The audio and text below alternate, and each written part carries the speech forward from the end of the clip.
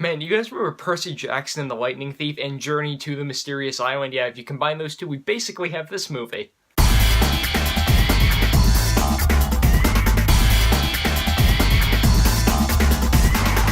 Miss Peregrine's Home for Peculiar Children. So Miss Peregrine's Home for Peculiar Children is a new movie directed by Tim Burton. It's based on a book. I actually tried to read the book like 5 years ago when I was in like 6th or 7th grade or something like that. And I thought it was like kind of too mature for me. Like, oh, a character smoked or something like that. I gotta put this book down. But now the movie's coming out. It looks like it's a bit more like fun, free-spirited, like Tim Burton's X-Men, some people have said. And this movie follows Jake. He's a young guy and his grandfather has just passed away under mysterious circumstances.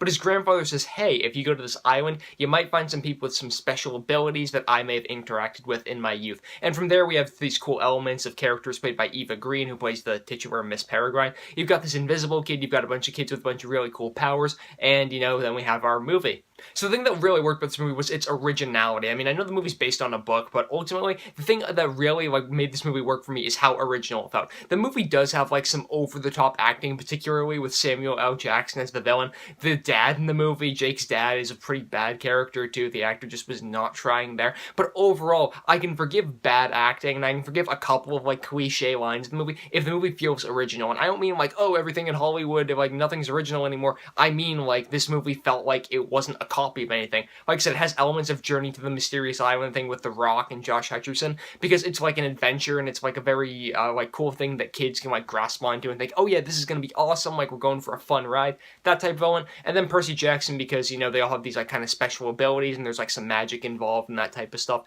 So you have those elements, but overall this movie does feel like it's kind of on a different scope. It feels like it ties together a bunch of cool elements that kids would want to see in movies nowadays. And kids, I mean, this movie's made for kids, so overall, I'm not gonna like tear this thing to pieces because, oh, the production design wasn't 100% here, or the score wasn't like completely enriched here or anything like that. Overall, I thought the movie was good because kids are really going to like it. I said that the BFG was great for like 4th graders who love to read, and I think Miss Peregrine's Home for Peculiar Children will be great for any kids 5th through 8th grade who love to read. Any kid who's like between 10 and 14, I think will really latch on to this way. I think it'll definitely spark their imagination. It's just creepy enough that they won't be scared like too much, but it's just creepy enough that, you know, they'll get some like solid, oh, there's like one jump scare in the movie or something like that.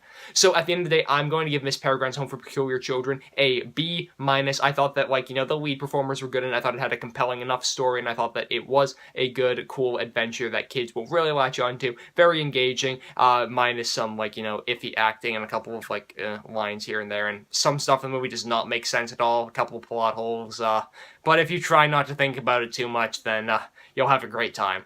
But guys, those are just my thoughts on Miss Peregrine's Home for Peculiar Children. Be sure to leave your thoughts in the comment section down below. You guys can follow me on Twitter. I am at John M. Hayeck. You guys can go over to mymoviethoughts.com if you want to see some more posts from me. Be sure to subscribe to this YouTube channel if you want to see a bunch more posts from me as well.